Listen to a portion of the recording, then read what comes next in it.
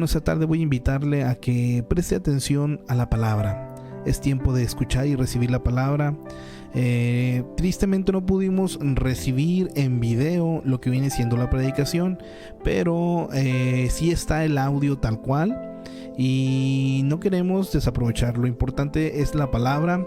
Así es que preste mucha atención, tenga ahí su Biblia a la mano, tenga ahí su libreta para que vaya apuntando los puntos esenciales y para que anote ahí las ideas que vaya obteniendo a través de la palabra, ¿verdad, mi hermano? Y pues vamos a estar recibiendo la palabra.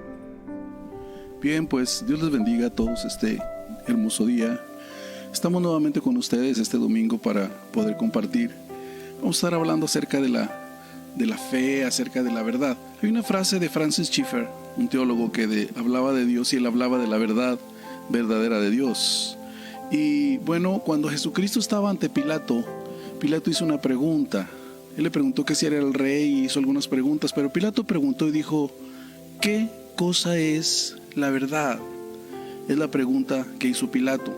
El Señor Jesucristo le dijo que él había venido a dar testimonio de la verdad, pero que solamente aquellos que son de la verdad le escuchan. Y bueno, estamos en un tiempo donde la verdad es muy cuestionada, debido a que en estos tiempos nosotros hemos visto la falla de instituciones y la falla de gobiernos. Todo parece ser que todo ha fallado, todo ha quedado atrás, y eso ha hecho que la generación actual, cuando se habla de la verdad, ellos ubican que nadie tiene la verdad completa. La verdad cada quien la crea, cada quien la hace a su manera, lo que es su verdad. Y este es uno de los problemas que nos encontramos con la generación actual. Es un fracaso absoluto lo que han visto últimamente los gobiernos. De ahí surge la generación postmodernista, y ellos vieron que los gobiernos que decían tener soluciones fallaron. Todo falló, la familia ha fallado, la iglesia ha fallado, todo, y de esa manera ellos no pueden entender que la verdad está y se encuentra en forma absoluta, pero solamente en Dios. ¿Por qué? Porque se ha cuestionado a la iglesia también, y de esa manera, pues para la generación actual, nadie tiene la verdad. En el versículo 28 del capítulo 7 del Evangelio de Juan, nos vamos a encontrar con que el Señor Jesucristo habla de ser levantado, y la gente entendía mal. Todos pensaban que, al igual que los macabeos y que algunos otros, Jesucristo se tenía que levantar en armas y tenía la oportunidad de hacer una revolución contra Roma y ellos ser liberados. Pero Jesucristo les aclara en los siguientes versículos y les dice que Él solamente vino a hacer la voluntad del que lo envió, del Padre, y se manifiesta como el Mesías. Y dice ahí que muchos creyeron en Él. Muchos estuvieron en aquel momento creyendo, pero a esos que creyeron, el Señor les habla en el capítulo 8, en el versículo 31 del Evangelio de Juan, y les dice: por tanto Jesús decía a los judíos que habían creído en Él. Bueno, habían creído supuestamente: si ustedes permanecen en mí, en mi palabra, serán verdaderamente mis discípulos. Bueno, yo creo que cuando hablamos de la verdad tenemos que entender que la verdad solamente se establece en la palabra de Dios, ¿verdad? Nuestra fe tenemos que colocarla en la palabra de Dios únicamente, y fuera de ahí no hay la oportunidad de que se encuentre una verdad. Así es que esta verdad se establece únicamente en la necesidad de colocar nuestra fe solo en la palabra de Dios. Bien, la palabra de Dios nos da a conocer esa verdad. Esa verdad es lo que Dios ha revelado de sí mismo en su palabra. Por eso es que no podemos salir de la palabra de Dios. No se trata de cómo imaginamos a Dios, no son nuestros conceptos propios. Solo la palabra nos dice la verdad sobre la persona de Cristo, de su identidad, de su manera de ser, de sus pensamientos y propósitos. Únicamente la verdad es la que puede llevarnos a Dios, y la verdad está en su palabra. Cuando leemos su palabra nos damos cuenta del carácter de la persona de Dios, y podemos imaginarnos y formar un Dios a nuestra manera, a nuestra imaginación, a nuestros conceptos, a nuestras vivencias, pero únicamente la revelación que tenemos de la persona de Dios, de su imagen, está en la palabra. Y claro, por supuesto, esta palabra se cumple cuando experimentamos, ¿verdad? Y podemos conocer esa verdad en carne propia, podemos conocerle a Dios en nuestras vidas. Esa verdad debe ser una verdad que esté ahí y que prevalezca, que permanezca. Dijo, si permanecieres en mi palabra. Entonces, si nosotros tenemos la fe, si tenemos nosotros ahora la confianza en la palabra de Dios, que es la verdad, debemos ser perseverantes, no ser emocionalistas, porque luego nos vamos a dar cuenta que hay cosas que nos convencen, pero luego nos topamos con otra situación, con otra circunstancia que no le hayamos sentido a lo que acabamos de afirmar, a lo que acabamos de creer, y hay una confusión, pero debemos ser perseverantes en esa verdad. Es lo que el Señor les está diciendo aquí en el versículo 31 de Juan 8. Les está diciendo, si permanecieres en mi palabra. Así es que esa fe tiene que ser perseverante en esa verdad. Enseguida vemos también que esa verdad tiene que traer un compromiso a nuestras vidas. Esa verdad tiene que traer un compromiso de tal manera que sea esa palabra la que esté normando nuestras vidas, que nuestra vida gire en torno a esa palabra, sea la norma de vida para nosotros esa palabra. Así es que la mejor manera es comprometerse. Si permanecieres en mi verdad, seréis verdaderamente mis discípulos. Yo creo que la vida del creyente normal es comprometerse a un discipulado en una congregación en el cuerpo de Cristo. Cuando no hay un compromiso al discipulado, yo creo que nada más es un convencimiento, es una visitación. Se puede estar yendo a escuchar una palabra, pero mientras no hagamos un compromiso, el Señor habla del discipulado y enfatizó mucho el discipulado, en que el creyente normal hiciera un compromiso de entrar en un discipulado en una manera donde la palabra estuviera siendo aprendida y la vida girara en torno a esa palabra, la vida del creyente, que sea la norma principal de nuestras vidas. En Juan 8:32, después de que él enfatiza que toda la verdad está en la palabra, dice, y conoceréis la verdad, y la verdad los hará libres. Entonces, los judíos, cuando escuchan esta palabra, ellos se consideraban libres. Se consideraban libres en el sentido de que ellos tenían la ley de Moisés, de que eran linaje de Abraham, de que no eran idólatras, de que tenían un solo Dios. Había muchas cosas que ellos consideraban en su libertad. Pero conforme vamos viendo el pasaje, conforme se va desarrollando, nos vamos a dar cuenta que ellos rechazaban la palabra. Rechazar la palabra es rechazar la verdad. Y Jesucristo les habla a ellos acerca de esa libertad. Ellos se escandalizan inmediatamente porque ellos dicen, nosotros nunca hemos sido esclavos. Es la justificación de ellos. Pero ellos habían olvidado la esclavitud de Egipto, de Babilonia, de Persia. Cuando los griegos los invadieron, los sirios, asirios, romanos, un sinfín de naciones habían llegado a esa nación. Entonces ellos habían pasado por periodos de esclavitud, pero ya se habían olvidado. Ellos pensaban ahora en una esclavitud espiritual y decían, no, tenemos la palabra. Inclusive cuando la gente no tenía un conocimiento de la palabra, era vista con desprecio. Los menospreciaban aquellos que no conocían bien la palabra, y ellos se jactaban de tener la ley, de tener la palabra y ser libres. Bueno, pero la verdad de Dios opera en la vida por medio de la palabra nada más y de su espíritu. Si se rechaza la palabra, yo creo que andamos lejos de la verdad. Para muchos la Biblia, para muchos la palabra de Dios puede ser un libro cuestionado, pero sus promesas, no solamente en el alma, en el cambio de la persona, esa palabra es viva. Quiero leerle en Juan 6:63, dice, el Espíritu es el que da vida, la carne no aprovecha para nada. Las palabras que yo les he hablado son espíritu y son vida. Son las palabras de Jesucristo. Así es que la verdad siempre opera en vida por medio de su palabra y de su espíritu.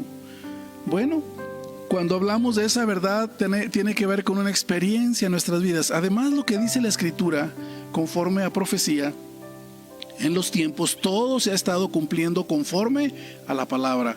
De manera entonces que la palabra es es verdad. O sea, nada va a perecer de esta palabra, ni un punto, ni una tilde, nada puede perecer, porque esta palabra se cumple, se está cumpliendo y se va a cumplir. Pero cuando hablamos de la verdad a esas alturas, si yo le estoy hablando de que la verdad es Jesucristo y que en su palabra está la verdad y tenemos que apoyarnos en ella, usted todavía puede estarse preguntando, bueno, la verdad, ¿cuál verdad? Bueno, la Biblia nos habla de una verdad que es primero sobre la condición del hombre, su vida sin Dios y su vida en Dios. Nos habla del pecado y nos habla de la vida de Dios. Nos habla sobre la eternidad, el juicio y condenación, la salvación y la vida eterna. Nos habla de su gran amor, nos habla de su justicia, nos habla de su fidelidad. Todo eso es una verdad que nosotros pasamos desapercibida o no consideramos esa verdad de nosotros. Cuando hablamos de las cosas trascendentes eternas, para muchos es un cuento bonito. Cuando hablamos de una transformación y nos vemos, no entendemos lo que es la vida de Dios en nosotros, ni tampoco entendemos lo que es la vida del hombre natural, ni lo que es el pecado operando en nuestras vidas y la secuencia que tenemos cuando Dios trata y perdona nuestros pecados, pero todavía queda el hombre natural, y todavía queda nuestra voluntad, y todavía queda nuestra personalidad, queda ahí para que tome una decisión de rendirse al Señor y empezar a caminar en la palabra o tomar las propias decisiones. No se entiende la vida cristiana. En ocasiones se demanda que se encuentre perfección. En la palabra, cuando se habla del creyente perfecto, usa la palabra teleios y no se traduce. El significado real no es perfección. El significado real viene siendo completados. Así es que, bueno, ¿cuál verdad? La verdad es nuestra condición, de lo que dice la Biblia. ¿Quiénes somos? ¿Quién es Dios? Esa es la verdad. Cuando se está fuera de la palabra, tenemos una distorsión de quiénes somos nosotros. Nos consideramos demasiado buenos o nos consideramos demasiado malos, o somos escépticos. Se tiene una distorsión de quién es Dios. Para muchos Dios es un ser caprichoso, alguien ajeno al dolor, alguien ajeno a las circunstancias que nos toca vivir, y cuando hay un desastre se preguntan ¿dónde está Dios? Pero no conocen ni la justicia ni el amor de Dios. Entonces hay una distorsión de Dios. Se tiene una distorsión de la vida, y esa distorsión tiene que ver cómo percibimos las diferentes circunstancias. Tenemos diferentes maneras de reaccionar cuando enfrentamos diferentes situaciones. Pero cuando tenemos la palabra de Dios, cuando la verdad opera de la palabra de Dios en nosotros acerca de quién es Dios, acerca de cómo tenemos que ver la vida, qué perspectiva o cosmovisión, como usted quiera, de la vida, bueno, es otra cosa, porque conoceréis la verdad, y la verdad os hará libres. Bueno, tenemos un tiempo muy difícil ahorita. Tenemos situaciones en las que cada uno de nosotros estamos viviendo y no alcanzamos a entender y a comprender. Déjeme explicarle. En este tiempo de pandemia hay mucha gente que ha estado con temores sobre el nuevo orden. Bueno, tal vez los temores son al nuevo orden, no sé si será económico, no sé si será político. La realidad es que después de la Segunda Guerra se hicieron planes de un nuevo orden. Hay un nuevo orden, en muchas formas ha iniciado desde los tiempos bíblicos. Cuando Israel es llevado a Babilonia hay un nuevo orden. Cuando el pueblo de Israel es conquistado por los medo-persas es un nuevo orden. Cuando el pueblo de Israel es conquistado por los griegos, por los romanos, todos los brincos de la historia es un nuevo orden. Desde que empezó en este tiempo la comunicación, el internet, entramos en un nuevo orden. Las cosas son diferentes. En todos los aspectos hay una globalización.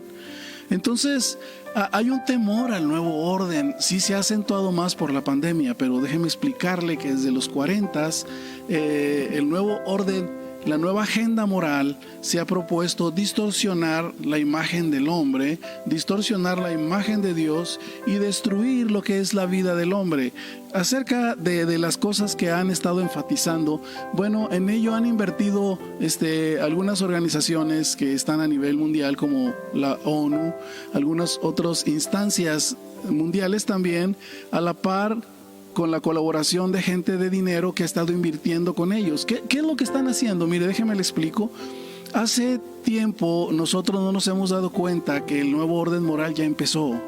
ellos están distorsionando la imagen del hombre con la cuestión de género.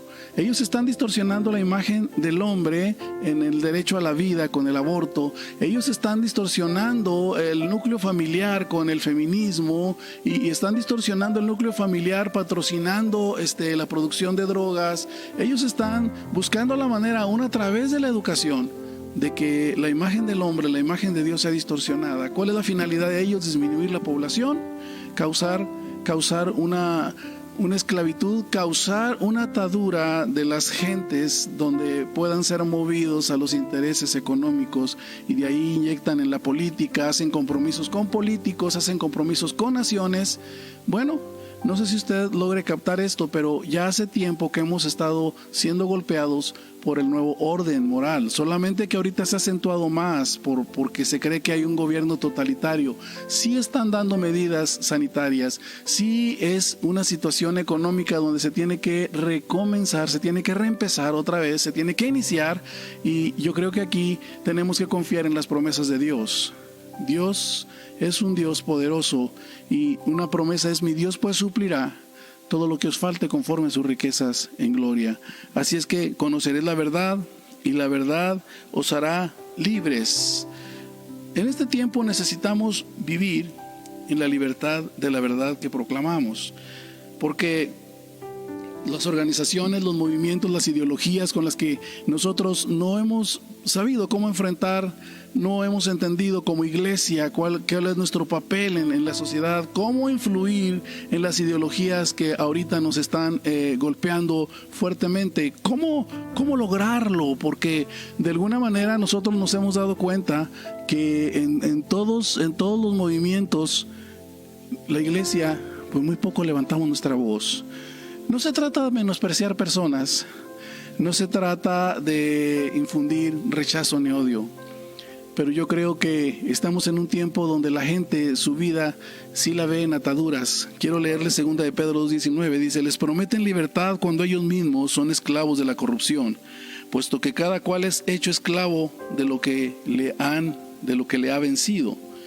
¿Cómo puede ser posible que ahorita se hable de una libertad de expresión cuando hay tantas ataduras en la sociedad, donde las vidas se están destruyendo? ¿Cómo puede ser posible que nosotros hablemos de una libertad? ¿Cuál es la verdad que la gente busca? La verdad es vivir su propia vida. Dice la Escritura, el Señor dice que vino la luz, pero los hombres rechazaron la luz porque amaron más las tinieblas. No podemos rechazar las personas con sus ideologías, pero sí manifestar que estamos en desacuerdo y hablarles que hay una solución, que hay un cambio de vida, que Cristo sigue transformando gentes y que la imagen del hombre tiene que volver así como es al principio, como Dios lo creó. No tiene que distorsionarse, que la familia es la base del núcleo familiar y las familias se están desintegrando, que hay un consumismo tan fuerte que nos está llevando a la deriva y está obligando a los padres a estar fuera del hogar, y están surgiendo hijos que no son atendidos. Son muchas las situaciones que nos toca vivir, pero yo creo que como iglesia tenemos una respuesta. La respuesta es la palabra, la respuesta está en Jesucristo. Y cuando hablamos de libertad, bueno, se entiende mal la libertad, pensamos que libertad es libertinaje, pero es libertad ¿de qué? Bueno, la libertad de los efectos del pecado que esclavizan, que matan, que condenan en la eternidad. Libres de pasiones, ataduras, hábitos, adicciones, temores. Esa es la libertad que Jesucristo nos da. El Señor dijo que en Él tendríamos paz, aunque en el mundo hubiera aflicción. El Señor prometió guiarnos y estar con nosotros siempre. Los tiempos, las situaciones tal vez se pongan difíciles. Imagínese usted en los días de Jesucristo cómo era la cuestión económica, con un imperio que cargaba impuestos, con una política corrompida donde iban y venían los emperadores y había traiciones y había tantas cosas. Yo creo que los tiempos manifiestan la misma maldad del hombre, el mismo pecado, pero Jesucristo viene y nos hace libres de esos efectos. Podemos tener paz en nuestro corazón y podemos tener otra perspectiva de la vida cuando conocemos esa verdad y esa libertad. Gálatas 5:1 dice: estén pues firmes en la libertad con que Cristo nos hizo libres. No se pongan otra vez bajo el yugo de la esclavitud. Esto es lo que dice Gálatas capítulo 5 versículo 1. Bueno, esta verdad se establece en aceptar lo que dice su palabra de nuestra condición humana. En el Evangelio de Juan 8, capítulo 8, versículo 33-34, cuando el Señor habla de verdad y libertad, la respuesta de los que supuestamente habían creído y le escuchaban fue esta. Fíjese lo que dice. Le respondieron: somos descendientes de Abraham y jamás hemos sido esclavos de nadie. ¿Cómo dices tú, llegarán a ser libres? Jesús les respondió: de cierto les digo que todo aquel que practica el pecado es esclavo del pecado. El que practica el pecado es esclavo del pecado. Bueno, no estar dispuestos a reconocer nuestro pecado nos esclaviza. Ellos se sentían libres por la ley y ser linaje de Abraham.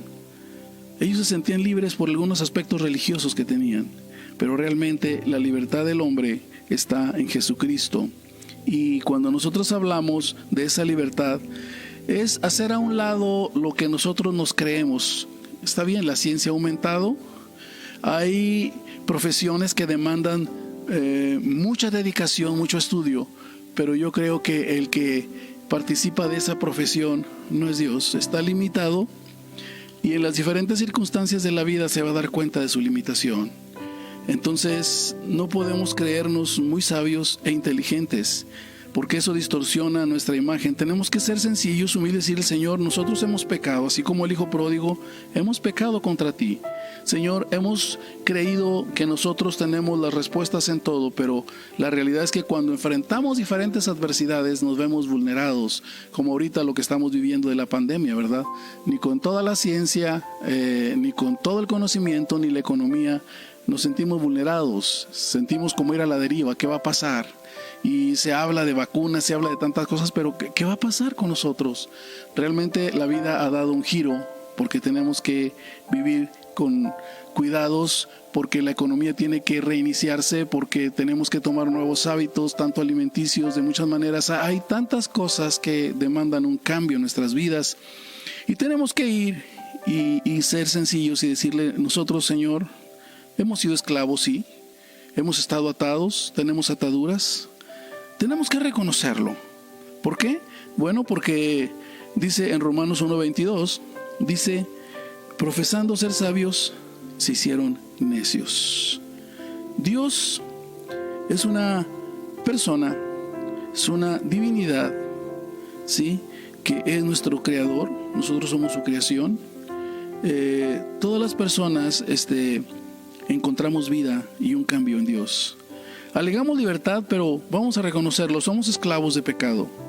Es una palabra cuestionada, y el que la menciona es ignorante, es hipócrita, es religioso, es homofóbico. Bueno, se tilda de muchas maneras, pero tenemos que reconocer que hemos errado y que nuestras fallas nos han causado adicciones, que las fallas que hay están causando esclavitud, estamos encadenados, atados, encarcelados.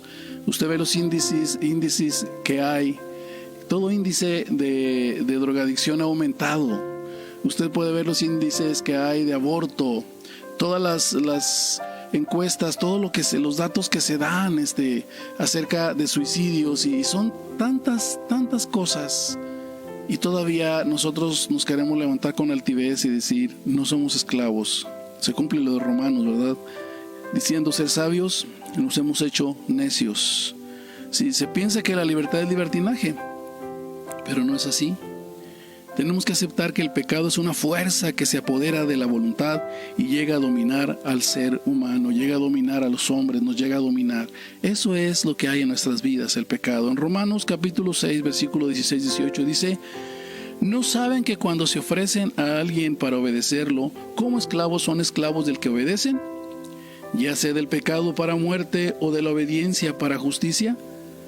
Pero gracias a Dios, porque aunque eran esclavos del pecado, han obedecido de corazón aquella forma de enseñanza a la cual se han entregado.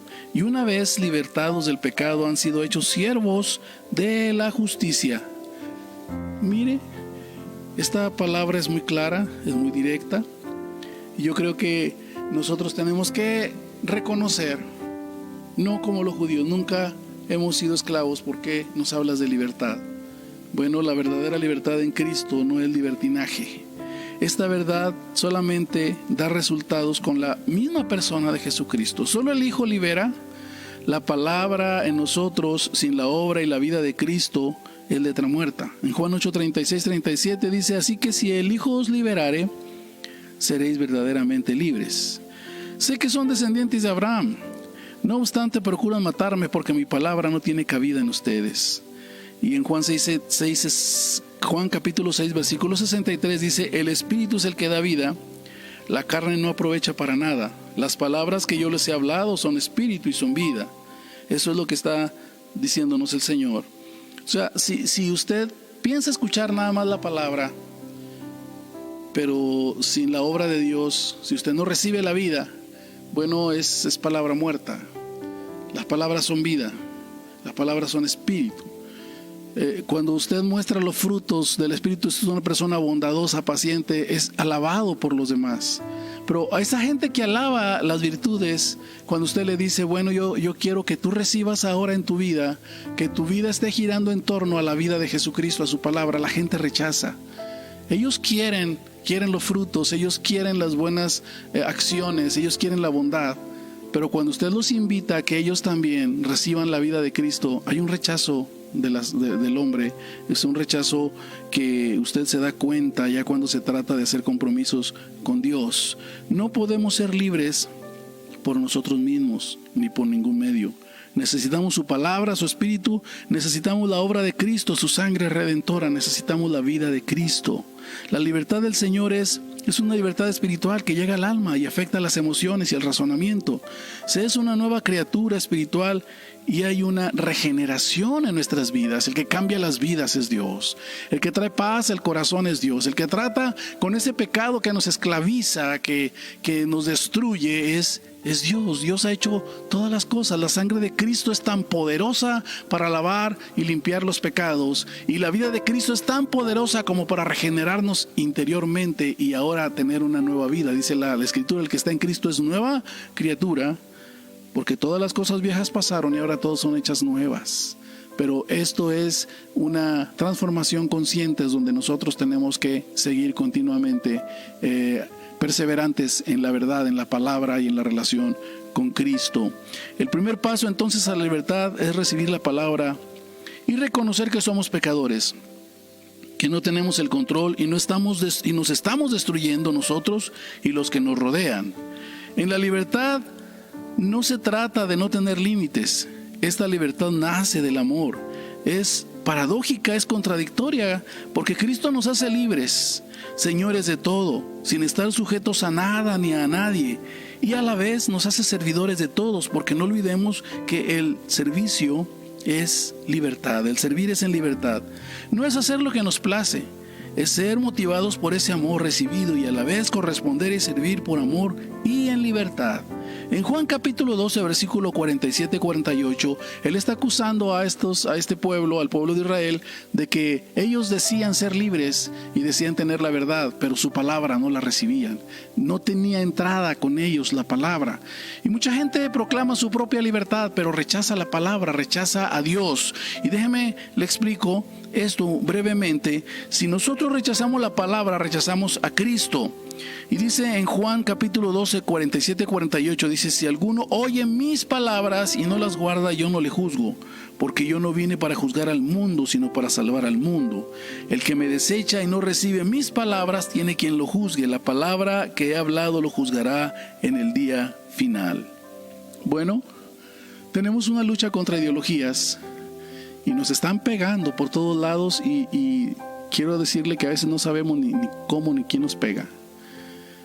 Todo empieza en la regeneración, en el nuevo nacimiento. Todo empieza cuando usted recibe las verdades de la palabra, porque usted conoce la verdad y le hace libres. Todo empieza cuando usted inicia una relación con Jesucristo, porque si el Hijo os libertare, seréis verdaderamente libres. ¿Es usted libre? ¿Conoce la verdad? Este mundo necesita la verdad. Usted puede compartirla. Tenemos que empezar a enseñar esta verdad a nuestras familias, a nuestros hijos. Tenemos que empezar a vivir esa verdad en una libertad genuina, cada uno de nosotros. Tenemos un compromiso con el mundo. Tenemos un compromiso con aquellos que no conocen al Señor. La Biblia dice: compra la verdad y no la vendas. Y aquello que compramos nos cuesta. Y si nos cuesta ser rechazados, si nos cuesta no encajar en muchos roles que hay, nos cuesta ser disidentes, nos cuesta ser diferentes, pero a fin de cuentas yo creo que tenemos la dicha de conocer al Señor, de ser libres. Y cuando digo libres, estoy hablando de que tenemos la oportunidad, tenemos la llave en nuestras manos para abrir aquello que se niega o para cerrar aquello, sí, que queremos que esté cerrado. Dios nos ha hecho libres y en esa libertad tenemos que vivir y caminar.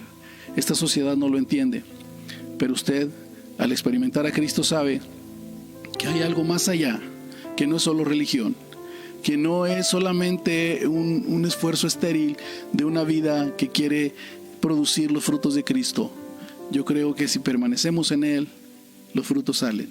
Yo creo que si nosotros gozamos de su amor cada día, podemos con libertad y con alegría también servirle y amarle. Que el Señor le bendiga. Nuestro deseo es que este día usted tenga un día bendecido y que en todas las cosas usted pueda ver la mano de Dios. Que el Señor le bendiga.